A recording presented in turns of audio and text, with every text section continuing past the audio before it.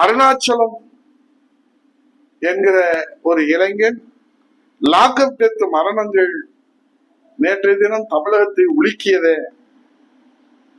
தினந்தோறும் அரங்கேற்றி வரும் lockup death மரணங்களை தடுக்க முடியவில்லையே, அந்த கண்ணீரா? பெண்கள் பாதுகாப்பு உறுதி செய்ய முடியவில்லையே என்கிற ஏக்கத்திலான கண்ணீரா? போதை நடமாட்டத்தை தடுக்க முடியவில்லையே என்கிற கடமை உணர்வினால் வந்த கண்ணீரா? இத்தனையும் பார்த்துவிட்டு கண்ணீர் வராத நம்முடைய தாய் தமிழ்நாட்டின் அமைச்சர்களுக்கு ஜனநாயக படம் பார்க்கிற போது வந்த கண்ணீர் இருக்கிறதே, குற்றால அருவியே அதிலே போட்டி போட முடியவில்லை. அதிலே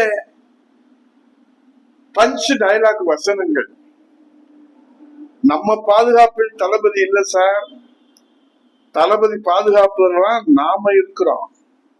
மற்றவங்க பேசினா ஸ்பீச், தளபதி பேசினா ரீச்.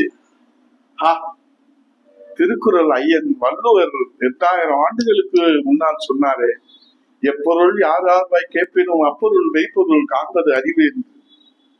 இந்த ஜென்சி தலைமுறை இந்த பஞ்சு டயலாக்கு பஞ்சராகி போய் அடிமையாகி இருக்கிறார்களே, இந்த அடிமை விலங்கை ஒழிப்பது எப்போது என வேதனையிலே தமிழக மக்களின் வந்ததோ ஆனந்த கண்ணீரா, வேதனை கண்ணீரா?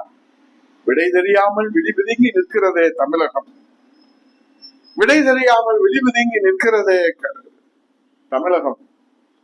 சினிமா கதாநாயகனான விஜயை உண்மை கதாநாயகன் நினைத்து இன்னும் எத்தனை நாளுக்கு தான் இந்த ஜென்சி தலைமுறை வீழ்ந்து கிடக்குமோ நமக்கு புரியவில்லை. குருட்டு அதிர்ஷ்டத்தால் வரும் அரசியல் வெற்றிகளில் இப்படித்தான் பல அரசியல் ஆச்சரியங்கள் அரங்கேறும். குருட்டு அதிர்ஷ்டத்தால் வந்த அரசியல் வெற்றிகளினால் இப்படித்தான் சில அரசியல் ஆச்சரியங்கள் அரங்கேறும்.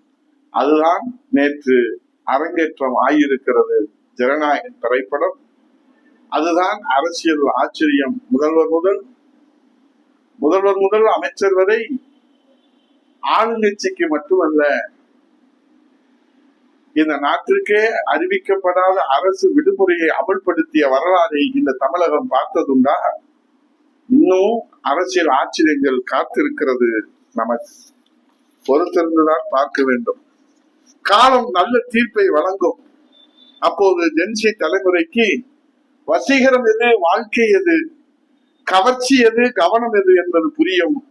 அப்போது நம்ம முதல்வர் விஜயின் ஜனநாயக பாதுகாவலரின் மாய பிம்பம் சுக்கு நூறாக உடைந்து போகும்.